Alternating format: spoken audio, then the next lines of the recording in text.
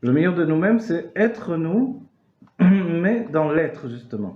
Et que la différence entre être et devenir, c'est juste en fait un mouvement miné-oubé. C'est-à-dire un mouvement de moi-même vers moi-même.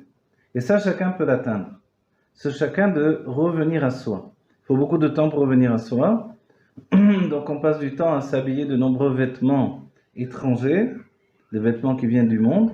Et puis finalement, il faut les enlever les uns après les autres. Et le vêtement est tellement important qu'il est même supérieur à l'âme elle-même, comme il est dit dans le Tanya. Donc en fait, le vêtement lui-même a cette faculté d'exprimer une nature tellement profonde qu'elle n'apparaît pas de prime abord dans mon expression.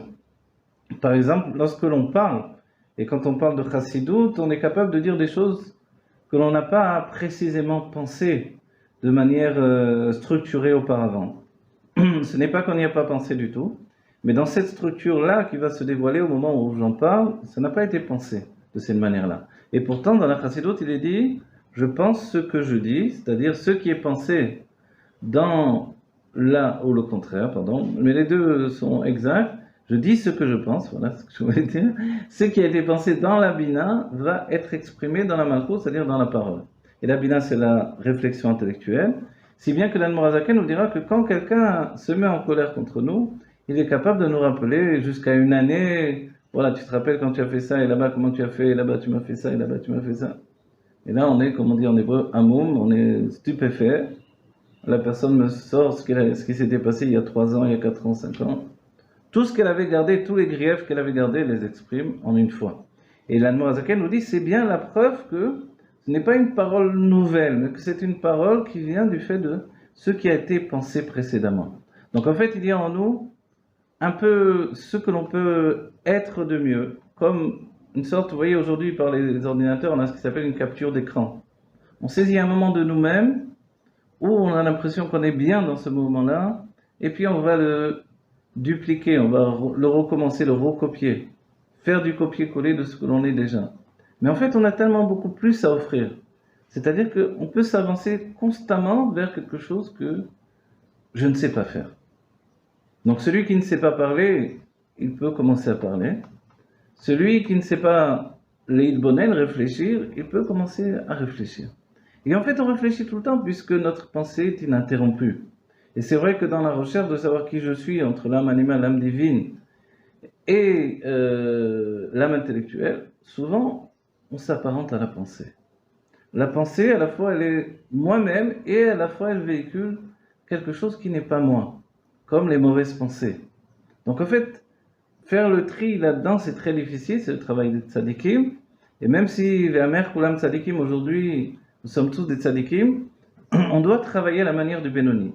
Ce que l'on a vu dans Parashat Shlach, justement, c'est que quand Dieu a ordonné à Moshe,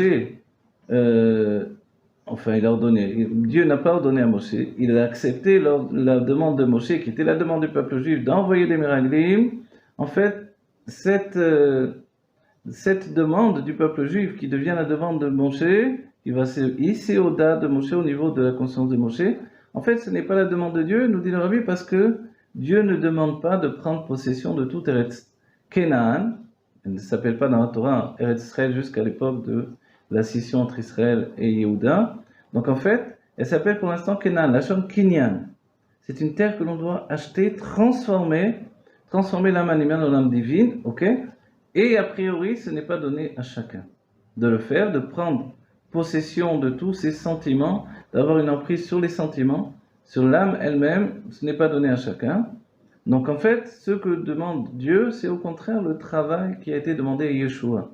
Yeshua, son travail, ça a été justement de rentrer en Israël par le biais de Yericho, le Manoula de Israël, la serrure de la terre d'Israël, et par ce biais-là d'accéder à tous les chushim et les vêtements d'expression. En d'autres termes, selon la Chassidut, on sous-entend, puisque Yericho, c'est l'étymologie de Réar, le Réar, c'est l'odorat, et l'odorat n'a pas fauté dans la faute d'Adam Arishon. On a vu le fruit, on a touché le fruit, on a mangé le fruit, mais on n'a pas fauté avec l'odorat. Donc en fait, il y a dans l'odorat quelque chose de merveilleux. Cet accès direct avec l'âme divine, et le Rabbi précisera, il n'y a pas dans l'odorat ou par l'odorat de jouissance physique. Il n'y a qu'une jouissance spirituelle. Et par ce biais-là, on accède à tous les chushim, tous les sens et les vêtements d'expression que sont la pensée, la parole et l'action.